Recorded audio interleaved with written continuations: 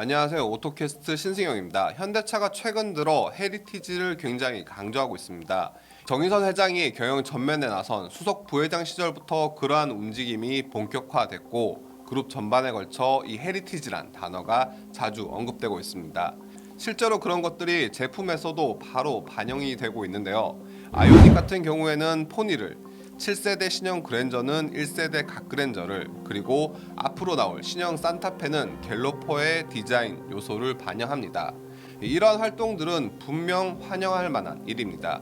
그런데 어딘가 조금 의문점도 들어요. 현대차 특유의 빠르고 과감하고 다양한 활동이 이어지고 있지만 이 헤리티지와 같은 것은 속도보다 방향이 더 중요하다고 생각하거든요. 이 방향을 제대로 알려주는 나침판과 같은 것이 있는지에 대해서 의문입니다. 이 헤리티지를 제대로 가져가기 위해서는 철학이 있어야 한다고 생각하거든요. 이 기업이나 브랜드를 대표하는 철학, 본질적인 정신이 무엇인지 저는 잘 모르겠어요. 예를 들어 볼보가 안전을 내세우고 BMW가 운전의 즐거움을 이야기하고 있습니다. 이 벤츠는 럭셔리를 대표한다면 제규어는 아름다움을 강조했었죠. 이 일본차 대부분이 공통적으로 모노즈쿠리, 즉 장인 정신을 내세우면서도 그 사이에서 철학과 헤리티지의 차이를 보이는데요. 이 기술의 혼다란 별명처럼 창업자 소이치로가 은퇴 직전까지 최고 기술 고문이란 직함으로 기술 분야에 신경을 쓴 혼다가 있다면, 이 도요타는 현지 현물이란 단어에서 볼 수 있듯이 생산 현장과 제품의 최종 품질에 집착하는 모습이죠. 이러한 철학에 기반한 다양한 활동이 쌓여 유산이 되고 현재와 미래 기업 활동을 대표하는 슬로건으로 이어집니다. 그런데 이 현대차의 활동을 보면 이런 철학이 없이 과거의 것들만 그저 모으고 있어요. 이 명확한 철학 아래 자연스럽게 축적되어 발현된 유산이 아니라 억지로 발굴하고 캐내고 있다는 느낌입니다. 그리고 이 유산들도 값어치가 다 다르잖아요. 그냥 골동품인지 국보급인지 이 평가와 해석도 반드시 필요한데, 그냥 과거의 활동이면 다 좋은 것처럼 보는 것, 미화하고 올려치는 것은 저는 아니라고 봅니다. 그렇기 때문에 현대차의 과거와 현재 그리고 미래를 관통하고 앞으로도 바뀌지 않을 철학이나 가치관을 먼저 정립해야 하지 않을까 싶어요. 만약 그렇지 않다면 헤리티지가 아니라 이 레트로란 유행에 편승한 얄팍한 움직임으로밖에 보여지지 않겠습니다. 이 포니 쿠페 복원 이야기를 조금 더 해볼게요. 앞서서 포니 쿠페 콘셉트가 없다, 사진 몇 장, 드로잉 몇 장밖에 없다는 것에 제가 경악을 금치 못했는데요. 그러면서 처음부터 잘 갖고 있었다면 복원할 필요도 없지 않느냐라고 비판을 했습니다. 다른 한편으로는 이 현대차가 그럼 그렇지 라고 좀 속상하기도 했어요. 예전에 HCD 콘셉트 카들도 여기저기 방치된 제품들이 이 커뮤니티 등을 통해서 말이 나온 이후에 회수가 된 적이 있거든요. 그런데 이 진짜 경악을 금치 못한 것은 이 콘셉트카인 포니 쿠페뿐 아니라 이 양산차인 포니의 도면, 설계도, 마이크로필름, 청사진 등 이런 오리지널 자료가 전부 없다고 합니다. 이 현대차에서 퇴직한 임직원 분들에게 직접 확인해 봤습니다. 심지어 포니뿐 아니라 그 이후로 나오는 몇몇 양산차들도 현대차 내부에 이 오리지널 자료가 없다고 하는데 이게 말이 되나 싶어요. 이 실물이 있으니 그러한 과거의 자료는 아무런 가치가 없다라고 생각하는 걸까요? 이 포니가 왜 중요한 차일까요?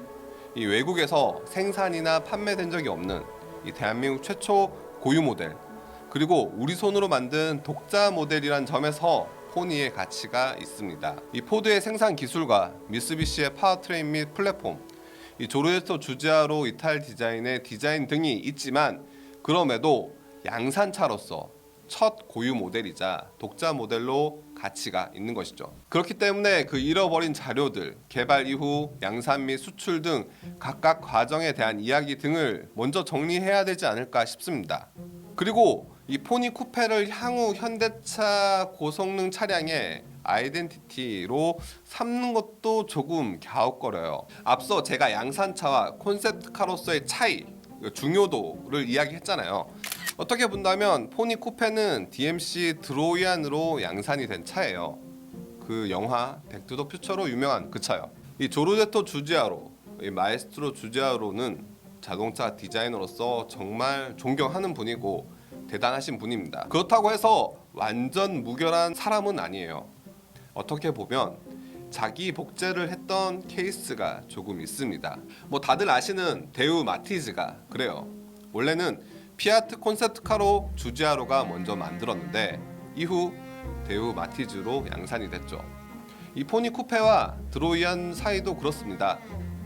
단순히 디자인에 영감을 준 수준이 아니에요. 그런데 이걸 사회생활 해보신 분들은 아시겠지만 외주업체에게 돈을 주고 디자인을 받았는데 그 외주업체가 다른 경쟁사에도 비슷한 결과물을 또 줬다는 거잖아요. 우리가 양산하진 않았지만 어쨌든 돈을 주고 디자인을 사왔는데 경쟁사에서 이 같은 차를 양산했다. 쉽게 이해가 되시나요? 이 데우와 피아트 사이에 회사 간 동의가 있었는지는 모르겠지만 현대차와 DMC 사이에는 아니었던 것 같습니다. 이 정세영 회장이 DMC 드로이안을 처음 보고 화를 참지 못했다고 해요. 어쨌든 마에스트로 주지아로도 자동차 디자이너로서 정말 존경하지만 완벽하진 않다는 것. 지금에서야 DMC가 망했으니 유야무야 넘어가는 건데 어떻게 보면 앞으로 현대차 헤리티지 이야기를 할 때 뭐 갑자기 뜬금없이 DMC도 한 번은 언급해야 할 것 같고 이 헤리티지를 챙긴다고 하는데 생산이나 기술 등 종합적인 측면에서 고유 모델이자 독자 모델로 가치 있는 포니가 아니라 디자인적으로 이쁜 포니 쿠페에 많은 사람들이 집중하는 모습은 뭔가 조금 찝찝하네요. 이 정세영 회장에 대해서 이야기를 하다 보니 또 빠뜨릴 수가 없는데요. 이번 디자인 토크쇼에서 포니를 말하며 이 정세영 회장이 아닌 정주영 회장의 이야기가 나오더라고요. 거기서 갑자기 정주영 회장이 나온다고? 이건 아닌데 라는 생각이 들었습니다. 왜 포니 정이겠어요? 제가 잘못 들었는지 모르겠지만 정세영이란 이름은 언급되지 않았습니다. 역사는 승자의 기록이라고 하지만 정세영이란 사람이 그렇게까지 배제되어야 할 인물인가? 이름조차 언급하는 것이 금기시 되는 것인가? 조금 더 대인배스러운 모습을 보여줄 수는 없는가? 이것도 좀 많이 아쉬웠어요. 그런데 이 포니정 정세영이란 분에 대해서 잘 모르시는 나이가 어린 분들도 꽤 있으시더라고요.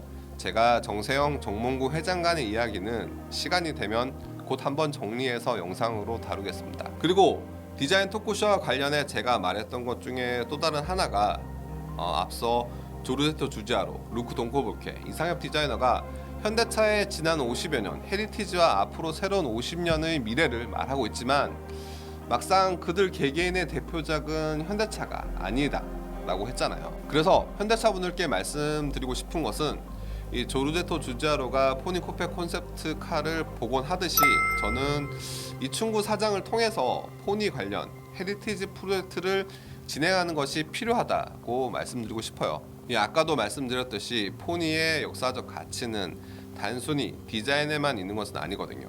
부디 대한민국 자동차 산업을 대표하는 현대차가 제대로 된 올바른 헤리티지를 정립하길 바라면서 전 지금까지 오토캐스트 신승엽이었습니다.